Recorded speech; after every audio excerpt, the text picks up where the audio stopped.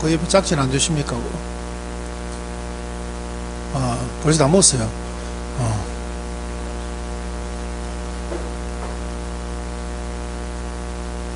자, 드시면서 합시다. 드시면서. 천천히 드시면서 하세요.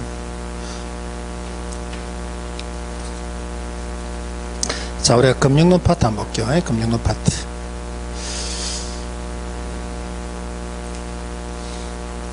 투자론 파트 막부분에 하려니까 분위기도 좀 안 좋고, 금융론이라도 힘을 좀 냅시다. 예. 자, 페이지, 요약지 페이지 138페이지 한번 볼게요. 108페이지.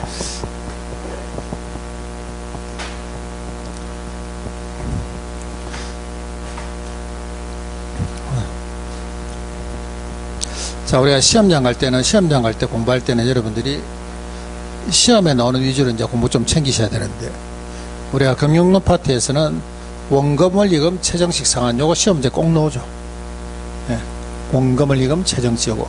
계산 문제는 여러분들이 원금 균등 상환은 계산 문제 풀면 안 돼. 원리금은 요거는 못 풉니다. 시간이 걸려. 풀긴 푸는데 시간이 걸립니다. 그 다음에 이게 주택연금 이런 것도 나오면 뭐 합급. 그 다음에 MBS 정권 있죠. 요거. MBS 정권 요거. 그 다음에 리츠 요 3개. 그래서 원금 원리금 최정식하고 MBS 정권하고 리츠 요 3개입니다. 그러면 우리가 금융론 파트에서 공부할 것은 얘 3개 이해를 좀 해주시면 돼요. 얘는 기출문제에 벗어나서는 문제 나올 게 없어요. 원금 원리금 최정식은 기출문제 안에서 나온다 보시면 돼요. 그 다음에 MBS 정권은 요거는 여러분들이 박스 하나 기억해 주면 되죠. 투투투 발발발 기억나세요? 발투투 그 박스만 기억해 주시면 돼요. 그 다음에 리츠도 이것도 박스 기억하는 거죠. 8개 항목. 5, 7은 35, 50, 90, 그 다음에 50 더하기 30은 82. 요거 기억나세요? 요 2개는 박스만 기억해 주시면 돼요. 박스만. 그러면 금융론 파트는 여러분들이 만약 예를 들어서 복습한다면 이거는 1시간도 안 걸린다 봐야 돼요. 요거는. 그래도 문제 나오면 몇 문제 나옵니까? 하면 한 5문제 나오죠. 한 5문제 나와. 예, 그래서 금융론하고 우리가 시장론 파트 이런 것들, 금융론, 시장론 파트 이런 것들은 점수 따기 상당히 좋은 파트입니다. 그러니까 우리가 총론 파트에 몇 문제 나옵니까? 하면 3문제 나오죠. 감정평가 몇 개에서 6개에서 7개 나와. 그럼 그것마다 10개죠. 그거 딱 잡으시고, 그 2개 잡아야 돼요. 그 2개. 그 2개는 왜 잡아야 됩니까? 하면 문제가 너무 쉬워. 예. 총론 파트하고 감정평가는 문제가 엄청 쉽게 나옵니다. 예, 그렇기 때문에 그거 10개 딱 잡으시고, 그 다음에 시장론하고 금융론 딱 잡으면 또 10개야, 10개. 예, 그거만 해도 20개죠. 그거만 해도 20개라 봐야 돼. 그래서 기본 우리가 최저점 넘어가는 거죠. 예, 그래서 반 넘어가고, 그 다음에 나머지 이제 점수 여러분들이 좀 쉬운 거 골라가시면 돼. 경제론 파트 좀 쉬운 거 하시고, 투자론도 좀 쉬운 거 하시고, 개발관리 마케팅도 쉽습니다. 개발관리 마케팅도 뭐 괜찮아. 그 다음에 정책론 이런 것들은 여러분들 좀 쉬운 것만 가져가시면 돼. 그래서 우리가 부동산 학교론에서 여러분들이 점수 가져갈 수 있는 것은 총론, 감정평가입니다. 10개 꼭 가져가셔야 돼요. 감정평가는 정리만 해놓으시면 문제 너무 쉬워요. 너무 쉬워. 2개 하고, 요 금융론하고, 그 다음에 시장론 있죠. 시장론. 우리 15인의 위인들, 그분들하고,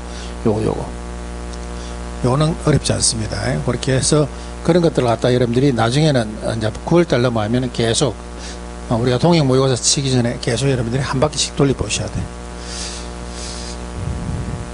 자, 시험 문제 나오면 이제 학급으로 시험 문제 나오면 이런 거 나오죠. 금융론 파트에. 이런 거라든가 뭐 고정이자율, 변동이자율 이런 거 나와요. 지분금융. 대표적인 게 뭡니까? 주식.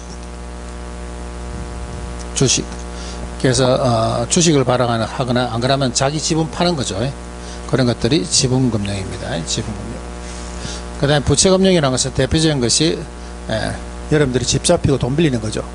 그래서 지분이라든가 예를 들어서 지분 이런 주식 이런 말이 나오면 이거는 지분금융, 배당 이런 거죠. 그 다음에 이자란 말이 나오면 이거는 부채금융이라 봐야 돼요. 대표적인 것이 여러분들이 은행에 집 잡히고 돈 빌리는 거죠. 이게 전부 다 이자 발생하죠. 이것도 이자 발생하죠. 이자주죠. 그 MBS, ABS 전부 다 이건 이자예요. 그래서 이자가 발생하는 것은 전부 다 부채금융. 자, 메자닌 금융은 지방이 잘 안 내놓는다 그랬죠. 이거는 채권 주식의 중간 형태입니다. 중간 형태. 경기 좋을 때는 주식으로 가다가 경기가 나쁘면 채권 형태로 바뀌는 거죠. 여기에 메자닌 금융, 혼합금융, 신주식 인수부사채, 전환사채, 후순위 대출, 교환사채, 우선주. 그 다음에 이거는 신디게이트 조인트 벤처, 신조리 정판이죠. 신조리 정판. 보통주. 그래서 우리가 메자닌 금융에서는 상한 우선주는 메자닌 금융, 보통주는 이거는 지분 금융. 됐나요? 네. 자, 요거 문제 한번 볼까요? 어떤 게 있는가?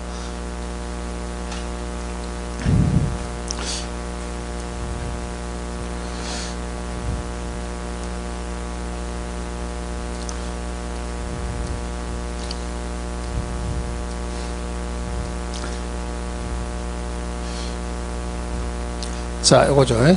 대표적인 거 부채금융과 메자닌 금융에 해당하는 것을 모두 고른 것은. 자, 우리가 부채금융은 우리가 지분금융과 메자닌 금융만 기억하시고 나머지는 전부 다 부채금융으로 인식하시면 됩니다.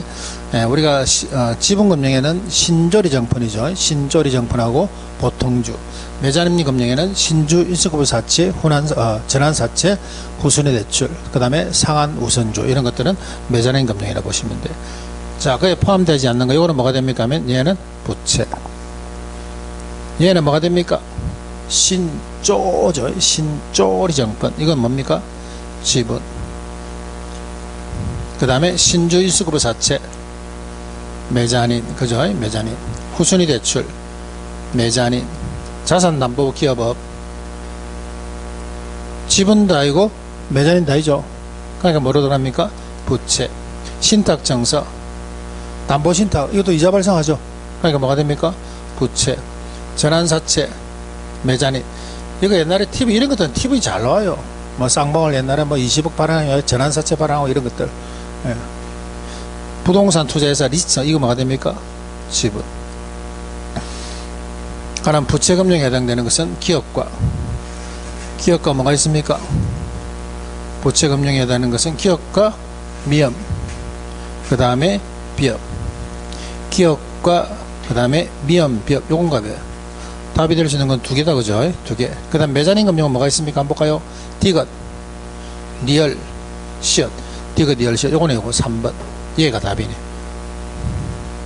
자, 요런 것들입니다. 요런 것들. 자, 몇 문제 한번 풀어볼까요? 같은 거. 자, 부채금융은 모두 몇 개인가? 조인트 벤처는 뭐예요? 그래, 지분. 자산 유동화 정권. 부채. 신조리 정분도 아니잖아. 메자닌도 아니고. 부채. 다계청 저당여건, 이것도 마찬가지죠. CMO 부채. 공모한 증자입니다. 신조리 증자 할 때 이거 뭡니까? 지분. 신디게이트니까 이것도 지분. 이거는 부채.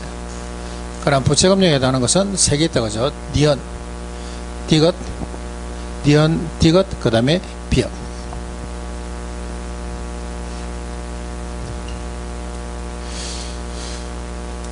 자, 그 다음에 자, 지분금융에 해당하지 않는 것 몇 번입니까? 신조리 정판, 신조리 정판, 신조리 정판. 얘네 얘. 신조리 정판, 판, 신조조, 신조리, 리츠. 예.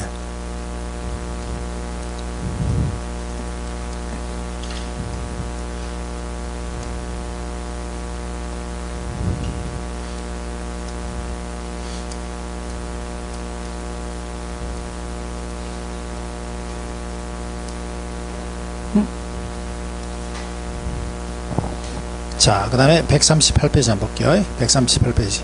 자, 한 번 더 정리할게요. 지분금융에 뭐 있습니까 하면 5개. 신조리 정판, 신조리 정판, 신조리 정판, 신조리 정판. 무슨 정판요? 신조리. 무슨 정판요? 신조리 정판. 그 다음에 하게 돼 있다면 보통주. 그 다음에 메자닌 금융은 신주 인수급부 사채, 전환 사채, 신주 인수급부 사채, 전환 사채, 후순위 대출. 후순위 대출, 그 다음에 상환의 우선주, 이런 것들은 메자닌 금융이라고 봐야 돼요. 나머지는 전부 다 뭡니까? 부채금융. 부채금융. 외워 놓기만 하면은 아주 간단한 겁니다. 문제 풀기는. 자, 그 다음에 이런 것들 상식. 고정이자율, 변동이자율 물어보는 거, 이런 것들은 상식. 고정이자율이 높습니까? 변동이자율이 높아요? 초기에는. 얘가 높죠? 얘가 높아. 근데 자, 고정이자율 상태에서 예상된 인플레이션이 높아지죠. 고정이자를 빌렸는데 실질 인플레이션이 높아지면은 이때는 대출자 은행이 손해를 봅니까? 차입자 내가 손해를 봐요? 은행이 손해 봅니다. 그죠? 예, 실질 이자율이 높아지면 고정이자율 상태에서는 누가 이때는 대출자가 요거 자기가 가져가야 된 실질 이자율이 여기에 줄어든다 봐야 돼. 변동금리에서 누가 손해 봅니까? 차입자가 손해 본다 봐야 돼. 자, 내가 고정이자를 갖다가 8% 빌렸는데 시중에 보니까 뭐 3%로 급락해 버렸어. 내가 8% 빌렸는데 3%를 급락하면 나는 어떻게 해야 됩니까? 나는 은행에서 8% 빌렸는데 시중금리가 3% 떨어졌어. 나 어떻게 해야 돼요? 조기상황 아시겠죠? 조기상황 말해서 은행에서 표시한다 그랬죠. 조기상황에서 제융자입니다. 그래서 조기상황이 대출자 입장에서는 이걸 위험이라고 그래요. 그럼 내가 8% 빌렸는데 시중금리가 높아지면 어떻게 돼요? 지금 같은 현상. 지금 내가 예를 들어서 금리를 3% 빌려놨는데 시중금리가 좀 있으면 좀 올라가겠죠. 한 5% 올라갑니다. 나는 어떻게 해야 됩니까? 가만히 있어야지. 유지. 자, 그 다음에 우리가 변동금리 구조하는 거 볼게요. 변동금리라는 것은, 변동금리는 기준금리 플러스 뭡니까? 가상금리입니다. 기준금리 플러스 가상금리. 어느 게 움직이나요? 기준금리가 움직입니까? 가상금리가 움직여요? 기준금리가 움직입니다. 가상금리는 이거는 불변. 교과서적으로 불변. 항상 말하지만, 교과서적으로 보면, 은행 가면 변동. 아시겠죠? 교과서적으로는 어떻다? 불변. 은행 가면 엄청나게 요구를 많이 합니다. 그 다음에 기준금리의 기초가 되는 것이 이게 코픽스입니다. 뭐 이런 것들. 그래서 기준금리라는 게 뭡니까? 간단하게 이야기하면 그렇게 보시면 돼요. 은행들끼리 빌리는 금리라 보시면 돼요. 자기네들끼리 빌리는 금리에다가 뭐 붙여가지고 가상금리 마진 붙여갖고 여러분한테 주는 것이 그게 여러분들이 명목이자율. 그게 금리입니다. 그게 금리라 보시면 돼요. 기준금리는 이건 어디서 정합니까? 하면은, 기준금리는 어디서 정합니까? 하면, 금융통화위원회에서 정합니다. 기준금리는 어디서 한다고요? 금융통화위원회, 한국은행장 밑에 있는 금융통화위원회. 금융통화위원회하고 금융위원회는 틀립니다. LTV DTI는 어디서 하고? 금융위원회. 그건 기획재경부에 뺐어요. 중앙관서 밑에 있는 것은, 그거는 금융위원회고, 한국은행 밑에 있는 것은 금융통화위원회예요. 그래서 우리가 기준금리의 어떤 기준은 어디 정합니까 하면 한국은행장 밑에 있는 금융통화위원회에서 정합니다.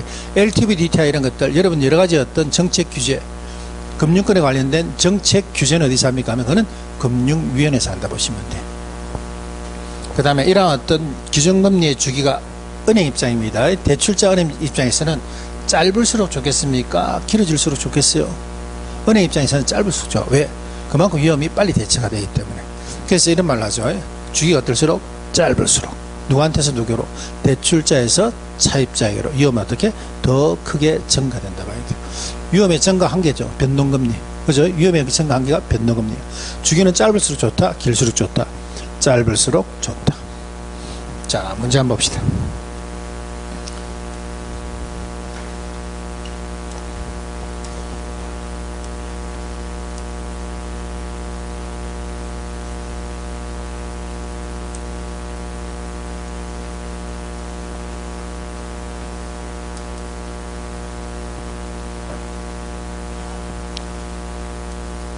자, 이거 한번 볼게요.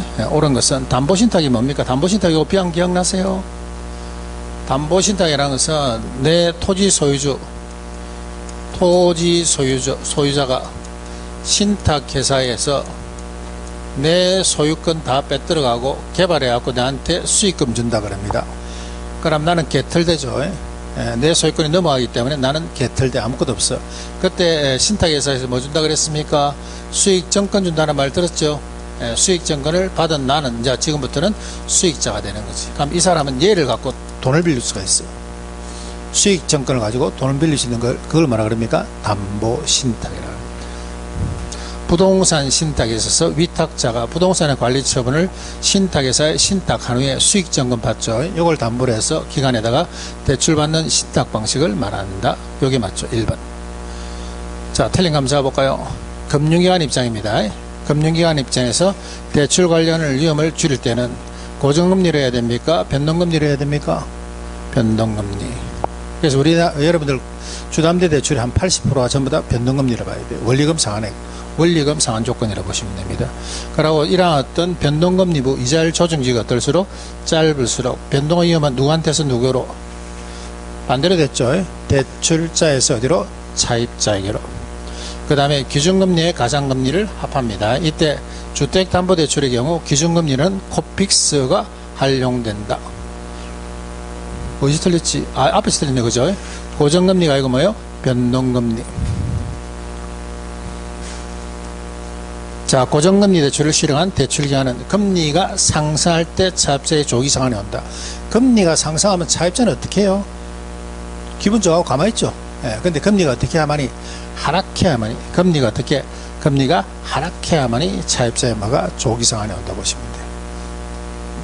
자, 이렇게 해서 뭐 이런 것들, 뭐 상식적인 것들. 자, 그 다음에 한번 볼까요? 옳은 것은 1번. 예상치 못한 인플레이션이 발생하죠. 대출기한에서 유리한, 이건 똑같은 거다, 그죠? 변동, 고정금리가 아니고 뭐요? 변동금리. 그 다음에 일반적으로 대출 기준 시 이자율은 변동금리 대출이 고정금리 대출보다 높다. 일반적으로 봤을 때는 이자율은 고정금리가 변동금리보다 높다. 자, 그 다음에 하락합니다. 시자율 금리가 하락하기 위해 이때 대출 기한은 차입자의 조기 상환으로 인한 위험이 커진다. 이게 맞네, 그죠? 3번 여기 맞네. 대출 이자율이 하락할 때 고정금리 대출을 실행한 대출 기한은 차입자의 조기 상환으로 인한 위험이 커진다. 그래서 우리가 대출 기한 입장에서 위험은 두 가지라 그랬죠. 조기 상환 위험, 빨리 갚아버리는 거. 두 번째, 채무 불이행률, 아예 안 갚는 거. 이거 두 가지라 보시면 돼요. 그 다음에 변동금리 대출이죠. 변동금리 대출인데 기준금리 외 가상금리는 별도로 고려하지 않는다. 기준금리만 있고 가상금리 없다 하면 은행이 저거 마진이 없다는 말이랑 똑같은 건데 말이 안 되는 소리죠. 기준금리 뭐예요? 마진. 은행의 마진. 딴 데서 저끼리 돈 빌려가지고 플러스 뭐 붙여갖고 마진 붙여갖고 여러분한테 명목이자를 금리로 준다니까. 그렇기 때문에 가상금리는 고려하지 않는다. 말도 안 되는 소리죠. 그 다음에 주기는 어떨수록 짧을수록 아니고 길수록. 문제 보니까 같은 문제다, 그죠? 똑같은 문제입니다. 요 문제를 보고 저걸 뺏겼는지, 저 문제를 보고 요걸 뺏겼는지, 이건 같은 문제. 자, 그 다음에 주택담보대출입니다. 옳은 것은, 자, LTV입니다. LTV는 소득 중심이 아니죠. 주택의 가치 중심입니다. LTV라는 것은 주택 가치 중심. 그 다음에 DTI가 뭐가 됩니까? 얘가 소득 중심. 이거 바뀌었다, 그죠? LTV라는 것은 주택 가치 대비에 얼마를 빌려줄 수 있느냐. 그 다음에 DTI라는 것은 네 연소득에 비해서 얼마나 상환할 수 있는가의 능력을 보는 겁니다. 그 다음에 시장 이자율이 대출 약정 이자보다 높아지면 조기 상환은 높아지면 아니죠. 낮아지면 똑같은 거죠. 그 다음에 시장의 이자율이 지속적으로 상승하는 경우 누굽니까? 차입자입니다. 차입자. 대출 기한이 아니고 차입자. 차입자는 변동금리 써야 됩니까? 고정금리 써야 돼요? 고정금리 써야 되죠. 틀렸고. 자, 고정금리일 때 실질 인플레이션보다 예상 인플레이션보다 실질 인플레이션이 높아지죠. 그럼 이때 누가 이깁니까? 누가 이겨요? 금융기관은 어떻게 됩니까? 손해보고 차입자는 어떻다? 이익 본다. 변동이자율 당시 기준금리는 시장상에 따라 변동하나 가상금리는 대출자하고 차입자 간의 약정에서 정해지면 고정. 여기 맞죠? 근데 실제로 은행 가면 고정이 된다 안 된다? 안 된다. 난리칩니다. 뭐 하나 빌리려면 뭐 해라 씨. 한 개라도 안 지키면 바로 떨어지죠. 바로 떨어집니다.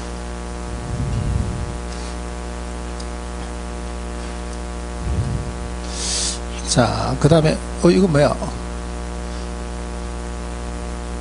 자, 요거 한번 볼까요?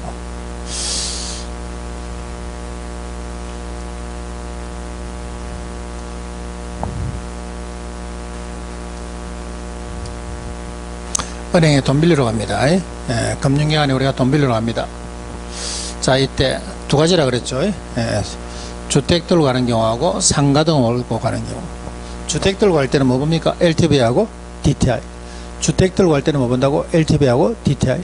상가 등록 갈 때는 뭐 봅니까? LTV하고 부채 감당률. LTV하고 부채 감당률. 그래서 우리가 부채 감당률 공식 몰라는 안 됩니다. 넘버원이죠. 예, 우리 학계론 공식에서 넘버원이 부채 감당률이야. 저희는 또 감정평가할 때 다음에 또 나오죠. 또 나와. 예, 그래서 부채 감당률이라는 것은 부채 수익세분의 순녀 없어도 절대 여러분들이 잊어버리면 안 되죠.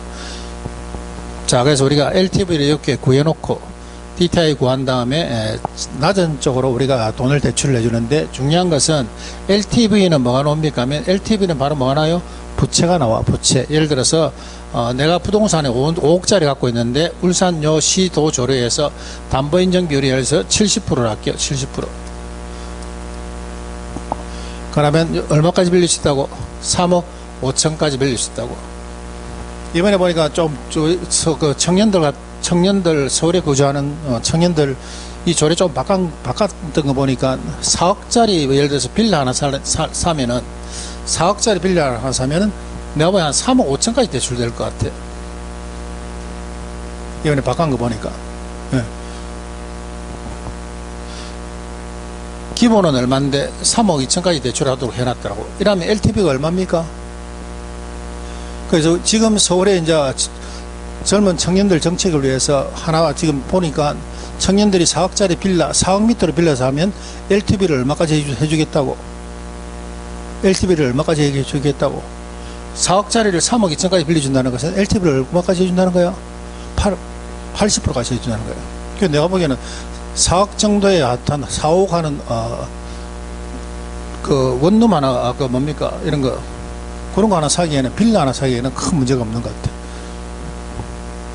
그리고 이제 옛날에는 이제 우리가 예를 들어서 두 사람 결혼 신혼부부 남녀가 예를 들어서 결혼해 가지고 두 사람이 예를 들어서 연 뭐 한 1억 얼마 1억 2천인가 뭐 이렇게 하고 되는 경우에는 이게 정책의 어떤 활용도를 갖다가 못하도록 해놨는데 이것도 풀어놨더라고. 보니까 지금은 이제 한 사람은 3억 4억이 연봉이 되든 상관없죠. 두 사람 중에 한 명만 7천만 원인가 7,500만 원 밑으로 되면 정책의 어떤 그 퍼센트 그죠 이자율 그 이제 활용할 수가 있습니다. 그런 것들. 자, 그런 걸 봤을 때 담보인정 비율을 80%로 풀어놨다는 것은 부동산 가치 4억짜리 빌리는데 부채 얼마 쓸 수 있다고? 3억 2천까지 쓸 수 있다고. 그겁니다. 그게 LTV예요. 그게 LTV입니다. 그 다음에 DTI라는 것은 내 연소득이죠. 내 연소득이 5천만 원인데 정부에서 이 DTI를 40%밖에 안 줬다는 것은 DTI를 40%밖에 안 줬다는 것은 부채 서비스에 관련료를 얼마 준다고? 2천만 원밖에 안 준다는 겁니다. 부채 서비스라는 것은 뭡니까 하면 네가 얼마짜리 집 살지 모르겠지만은 하여튼 연 2천만 원, 2천만 원 하게 되면은 월 한 150만 원 되죠. 월 150만 원 원리금을 갚을 수 있는 그 집을 대출해 가라는 거예요. 근데 얘는 뭐가 나옵니까 하면 부채 서비스가 나와. 이 부채로 바꿔야 되죠. 나는 게 뭐 저당상수. 그러면 2천이 저당상 0.1이면 부채 얼마? 2억. 그럼 2억과 3억 2천에서 이렇게 해서 두 중에 작은 걸 갖다 대출해 준다 봐야 돼. 됐나요? 자.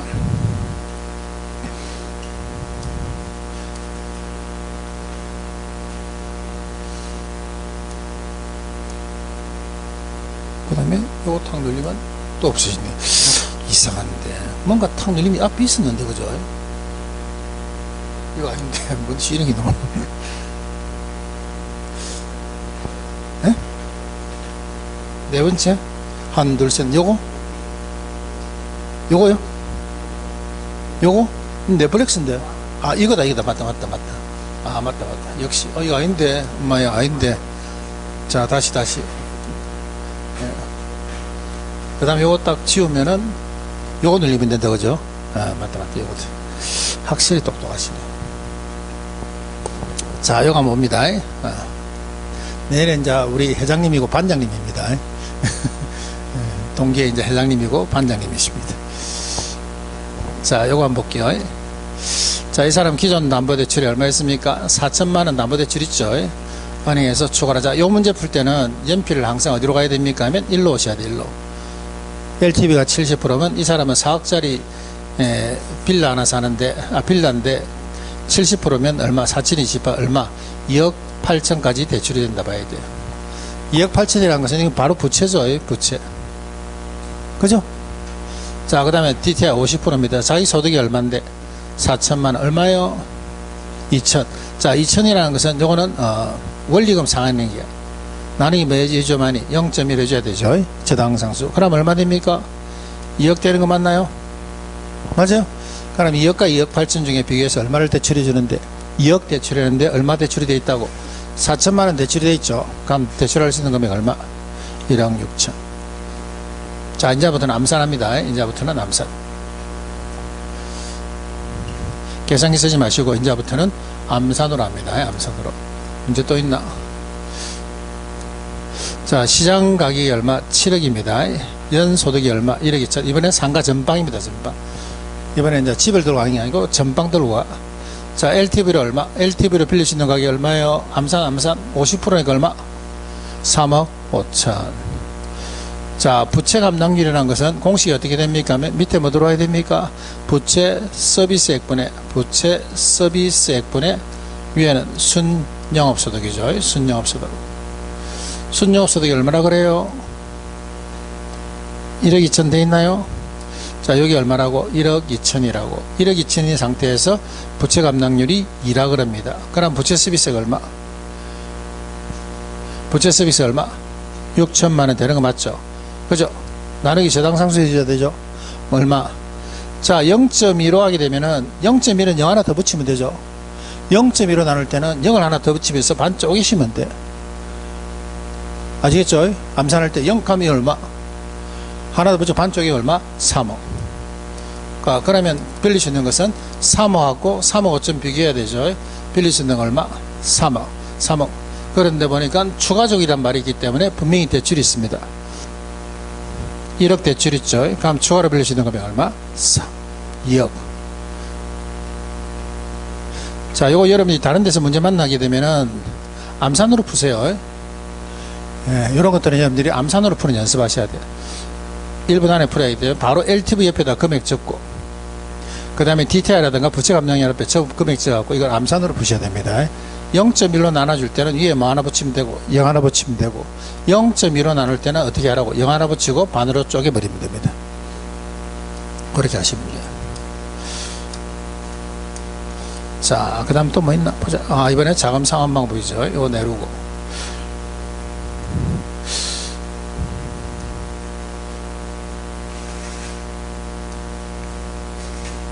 자, 계산 문제란다. 시험 문제 하나짜리죠. 원금, 원리금, 최정식 139페이지 보시고.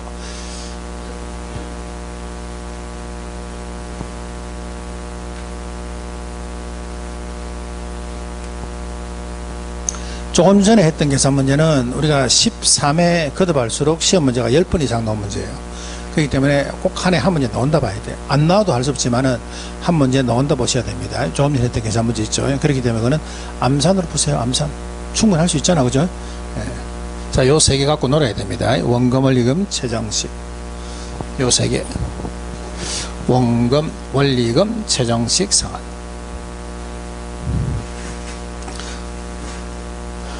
자, 돈 많은 사람은 뭘 빌립니까? 세 개 중에서. 자, 자기가 조금 이렇게 능력이 되는 사람들 뭐 빌리겠어요? 돈 빌릴 때. 갚을 능력이 좀 되는 사람은 뭐 빌리겠습니까? 세 개 중에서 어디? 원금균등 빌리죠. 원금균등. 그럼 은행에서 제일 좋아하는 건 뭐겠습니까? 원금균등이라 봐야 돼. 왜 은행에서는 원금균등 상환을 좋아합니까? 하면은 원금 회수가 제일 빨라요. 최종적으로 가면은 얘가 이자는 제일 맞아. 최정식 상환이 여기에 이자가 제일 많아요. 그렇기 때문에 전체 은행으로 들어오는 총 원리금도 얘가 제일 많아. 근데 얘는 뭐가 생긴다 그랬습니까?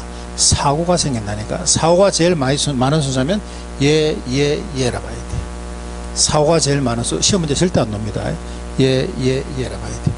은행이 좋아하는 순서 얘라 봐야 돼. 자, 여기서 하나 여러분들이 체크할 것은 원금균등 방식하고 원리금균등 상환 방식하고 공통점은 이자는 똑같이 어떻게 됩니까? 감소됩니다. 이자는 똑같이 감소된다 봐야 돼요. 그러고 여러분들이 요거는 말 그대로 균등 앞에 뭐가 있습니까? 원금이 있죠. 얘는 균등 앞에 뭐가 있습니까? 원리금이 있습니다. 그럼 문장에서 절대 나와서는 안 되는 것은 원금 균등 상환 방식은 시간이 경감에 따라서 원금이 줄어든다라면 안 돼. 시간에 따라서 원금이 어떻다? 융자 원금은 줄어들 수 있겠죠. 시간의 흐름에 따라서 원금이 점차 감소한다. 이건 X입니다. 원금은 시간이 흐른다 하더라도 원금은 어떻게 됩니까? 균등. 얘는 무슨 말이 너무 안 돼요? 시간이 경감에 따라서 원리금이 점차 줄어들 것이다 말로 너무 안 돼. 왜? 얘는 원리금 균등 상환 방식이야. 그래서 얘는 절대적으로 원금이 불변. 얘는 절대적으로 원리금은 뭡니까? 불변. 이자는 똑같이 감소. 자, 그 다음 하나 더 기억할 것은 원리금 균등 상환 방식은 얘는 이자하고 원금하고 이렇게 해서 안에서 싸움합니다. 여러분들한테 내는 원리금은 똑같아. 반돈 원리금. 내가 한 달에 예를 들어서 3억 빌려가지고 한 달에 150만원 갚는다면 이 150만원 원리금은 똑같다니까. 여러분들이 갚아 나가는 금액은 똑같아. 그런데 안에서 뭐끼리 싸움해? 저끼리 싸움한다니까. 원금 이자가 저끼리 싸움해. 그래서 처음엔 뭐가 많다가 이자가 많다가 갈수록 뭐다? 원금이 증가하는 방식. 갈수록 원금이 증가하는 방식. 이 방식이 원리금 균등 상환 방식입니다. 이해되세요? 최정식 상환이라는 것은 요는 30대까지 나이가 4자 들어가면 못 빌리죠. 그래서 이건 소득이 증가가 예상되는 젊은 저소득층입니다.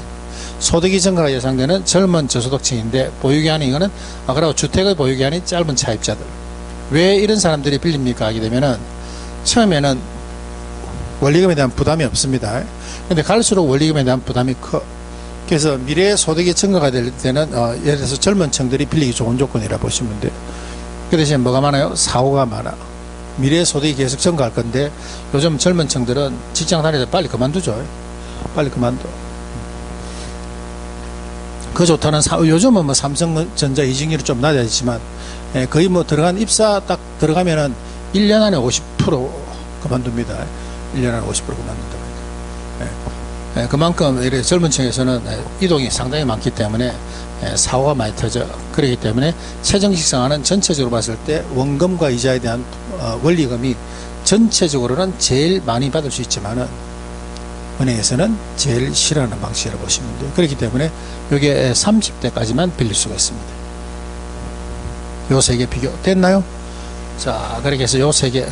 그 다음에 만기일시 상환은 어떤 거예요? 만기일시. 만기일시는 뭐 갚다가 원금 안 갚지. 그렇지. 이자만 계속 하다가 나중에 원금을 한꺼번에 받죠. 그러면 원금 횟수가 제일 느린 게 뭐겠습니까? 만기일시라 봐야 돼요. 이자가 제일 많은 것도 뭡니까? 만기일시라 봐야 돼요. 원금 갚는 게 없기 때문에 이자가 제일 많고 원금 횟수가 제일 느린 것도 만기일시라 봐야 돼요. 요거 한번 물어볼까요? 원금 균등 상환하고 원리금하고 1회차 원리금은 누가 많습니까? 원리금.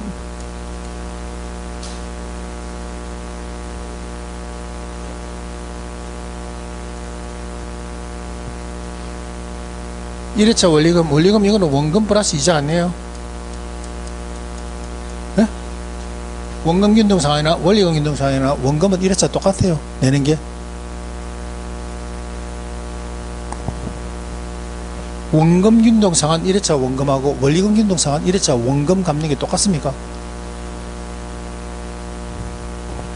이자가 얘가 똑같이. 이자는 똑같이. 근데 내는 원금은 얘가 많을걸?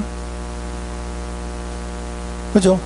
그렇기 때문에 1회차 원리금은 누가 많습니까? 얘가 많습니다. 근데 이자는 어떻게 해요? 이자.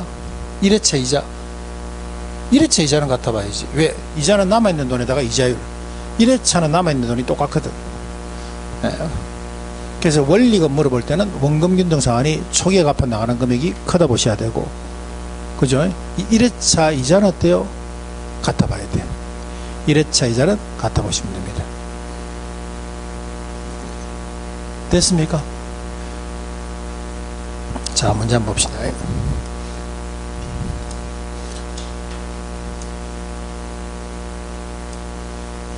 요렇게 또 올려야지. 자, 1번. 옳은 것은 모두 몇 개인가? 이랬습니다. 옳은 것은 모두 몇 개인가? 1번 맞나요? 쭉 한번 봐보세요. 1번. 원금 균등 상환의 방식이 매 기간에 상환한 이자 원리금 대출 잔액이 점차적으로 감소한다. 맞죠? 원금이 감소한다는 말 없죠? 맞네. 원리금 균등 상환 방식의 경우 매 기간에 상환한 원금 어떻게 됩니까? 원금은 증가, 이거 틀렸다, 그죠? 최정식입니다. 미래소득이 감소, 이거 틀렸다, 증가. 중도 상환합니다. 차입자가 갚아야 될 저당 잔금이죠. 원리금 균등 상환 방식이 원금 균등보다는 어떻다? 적다 하니까 요거 맞네.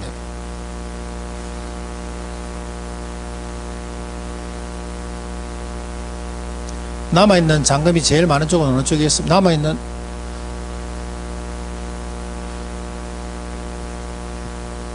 중도 상환할 때 차입자가 상환해야 될 저당 잔금입니다. 원리금 균등 상환 방식, 이거 적다, 이게 틀렸네. 그죠? 이거 적다 하면 안 된다. 많다. 이게 원리금이네. 그죠? 원리금이 원금보다는 어떻다?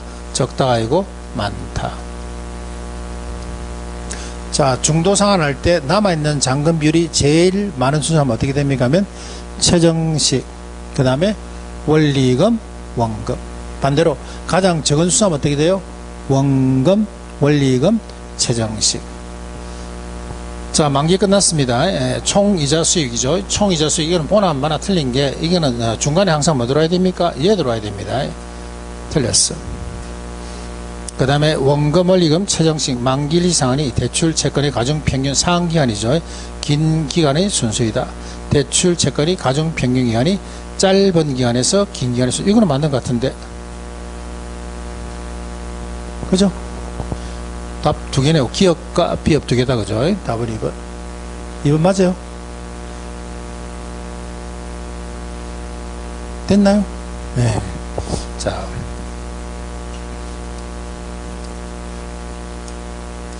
자, 그 다음에 한번 봅시다. 자, 이거 뭐 아까 문제 또 나왔네. 안에 있는 건데, 그죠? 짧은 기간에서 긴 기간, 처음에 제일 뭐고, 짧은 것은 얘 1번. 그 다음에 얘가 2번, 얘 3번, 얘가 4번. 니은, 그 다음에 기업, 그 다음에 리얼티, 요거네, 그죠? 4번. 앞에 요거는 있는 지문입니다. 요거는 있는 지문이야. 자, 세 번째 한번 볼까요? 세 번째 틀린 것은 1번. 원리금 균등입니다. 원리금 균등은 이자 상환액이, 원리금 균등은 이자 상환액이 전부 다 감소하는 것은 똑같아 그랬죠. 근데 원리금 균등에서 원금 어떻게 됩니까? 증가. 요거 맞네. 원금 균등 상환 방식은 원리금에 비해서 전체 대출기간 만료 시 누적된 원리금 상환액이 어떻다? 더 적다. 많은 순서하게 되면 최정식 원리금, 원금 이래 되죠. 자, 대출 실행 시점에서 DTI죠. 최정식이 원금보다 어떻다? 낮다. 그죠? 최정식 상환 방식이 원금 균등 상환보다 더 낮다. DTI 제일 많은 비중 하면 어떻게 됩니까? DTI가 많은 순서하게 되면 원금, 원리금, 최정식. DTI가 많다는 것은 소득이 높다 보시면 돼. 소득이 높으면 DTI도 많아지죠. 자, 네 번째, 도칠, 최정식 상환이 원금 균등 상환보다 더 낮다. 맞고, 네 번째 대출금을 조기 상환합니다. 조기 상환하는 경우에 이때 원리금 균등에 비해서 원금 균등의 상환액이 더 크다. 여기 틀렸다, 그죠? 아까 문제하고 지문하고 똑같은 거네요. 아까 우리가 1번에 풀었던 지문하고 똑같은 겁니다. 대출금을 조기 상환할 때 원리금 균등 상환에 비해서 원리금의 상환액이 어떻다? 더 작다. 원금, 원리금, 최정식 했을 때, 조기 상환했을 때 남아있는 잔금이 작은 순서부터 어떻게 돼요? 원금, 원리금, 최정식. 그 다음에 대출 원금 균등 상환 방식은 잔액이 지속적으로 감소하므로 다른 상환 방식에서 이자 부담이 더 작다. 맞죠? 원금 균등 상환 방식은 이자 부담이 작다.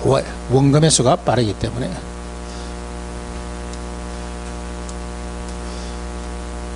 자, 그 다음에 네 번째 뭐가요? 옳은 것은 원리금 균등 상환 방식입니다. 원금에 비해서 대출 초기에 소득이 높은 차입자에게 유리하다.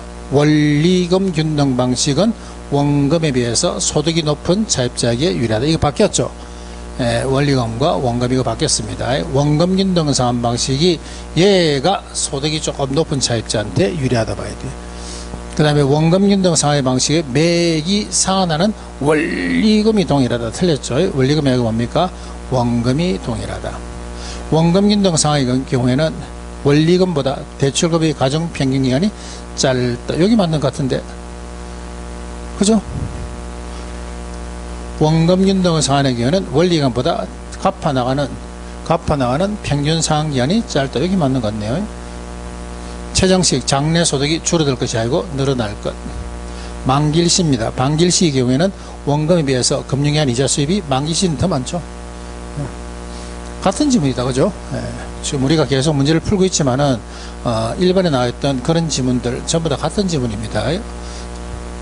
그래서 내가 여러분한테 말씀드렸지만 얘는 어떻게 기출문제 벗어나서는 문제 나오기가 좀 어렵습니다. 어렵다 봐야 돼요.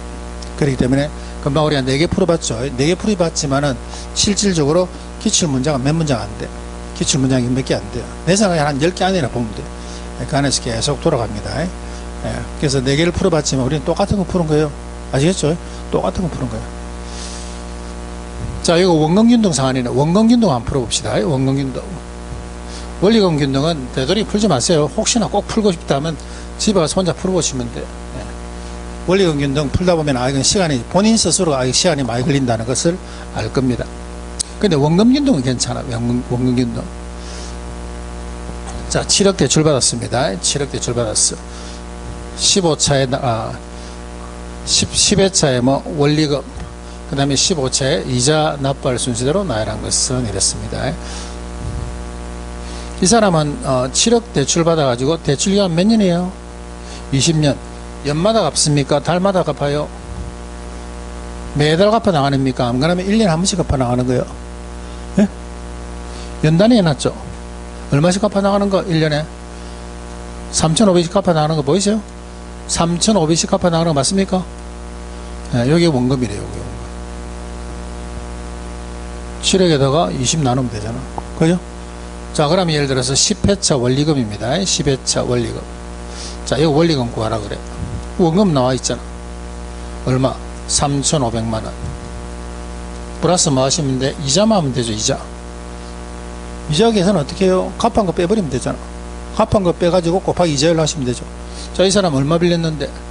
7억 빌렸는데, 마이너스 3,500만원을 몇 번 갚았습니까? 9번. 그죠? 여기도 곱하기 이자율 몇 프로? 6%.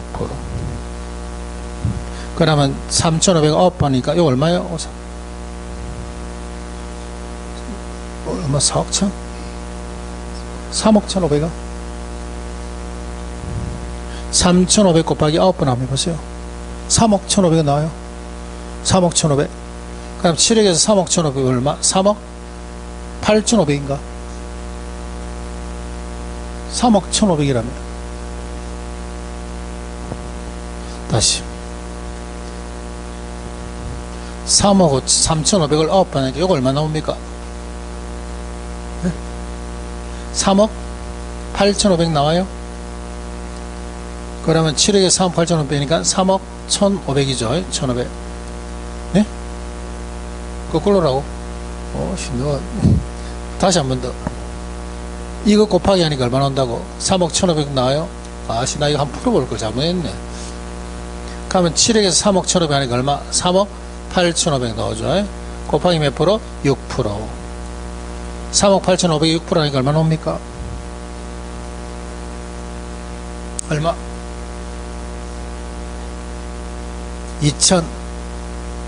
2,310원? 그럼 얘네 5,810원 요거네 요거. 2,310원 10만원. 그러면 5,810만원 나와요. 됐죠? 원금균등은 계산 얼마네? 그 다음에 예를 들어서 15회차 납부할 이자를 계산하는 것은 너무 쉽죠. 15회차 납부할 이자를 계산하는 것은 7억에다가 마이너스 3,500만원을 몇 번 갚았습니까? 곱하기 14번. 그죠? 14번. 요건 얼마 나옵니까? 요거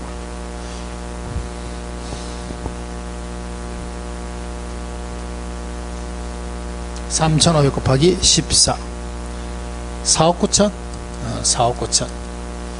자, 그러면 7억에 4억 9천 빼니까 얼마? 3억 1천. 3억 1천에다가 곱하기 몇 프로? 6% 하면 되죠. 6%.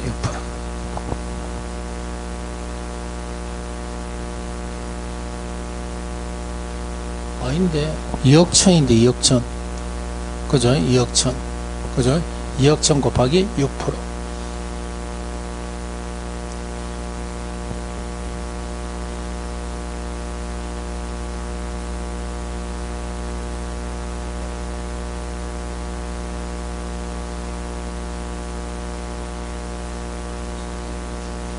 천 얼마? 260 나와요? 네, 그럼 답은 1번이 되겠다. 자, 이와 식으로 원금 균등 상환은 여러분들 풀 수 있습니다. 이거는 1분 안에 충분히 풀 수 있어요. 자, 그 다음 한번 볼까요?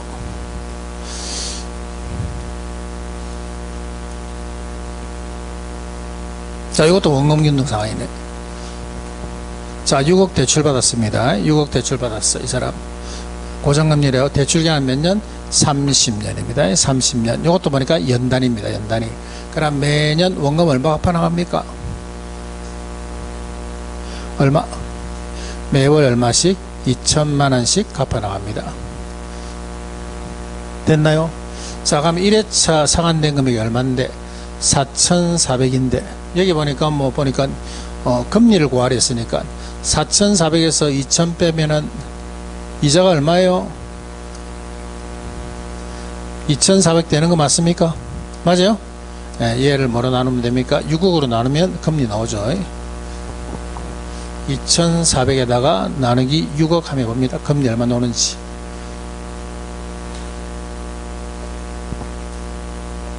(4% 나오겠네. 4%. 그죠? 4력은 24니까 4% 나오겠네.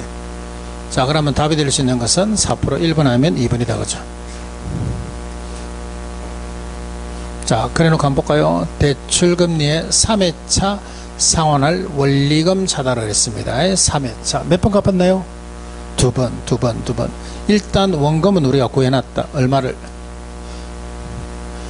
원금은 구해놨다. 얼마입니까? 원금 일단 2천만원 구해놨다. 그죠? 2천만원. 그 다음에 우리는 이자만 구하시면 됩니다. 이자. 이 사람 몇 번 갚았어요? 두 번 갚았는데 2천만원 두 번 갚았으니까 4천만원 갚았다. 그죠? 그럼 6억에서 4천만원 빼니까 얼마? 5억 6천 남았네. 여기 아까 이자율 몇 프로라고 그랬습니까? 4%. 5억 6천에다 곱하기 4% 하면 되죠. 4%. 얼마 나와요? 얼마? 2,240만원. 그럼 앞에다가 2천만원 더 하니까 얼마? 4,240만원. 여기 나와. 그래서 원금균등 상환은 뭐 이런 식으로 풀다 보면은 이거는 풀 수 있습니다. 그래서 여러분들이 정할 때 앞으로 이제 모의고사라든가 다른 문제집 많이 풀겠죠. 그럴 때 원금균등 상환은 풀고 가세요. 풀고 가고 원리금은 푸시면 시간이 많이 걸려. 그래서 원리금은 요거는 째자. 자, 이런 것들 원리금 균등 상환 이런 것들은 그냥 풀지 마시고 이런 것들도 풀지 마시고. 자, 그래 여기까지 할게요. 여기까지 하고 좀 쉬고 그 다음에 주택연금만 보겠습니다. 조금 쉴게요.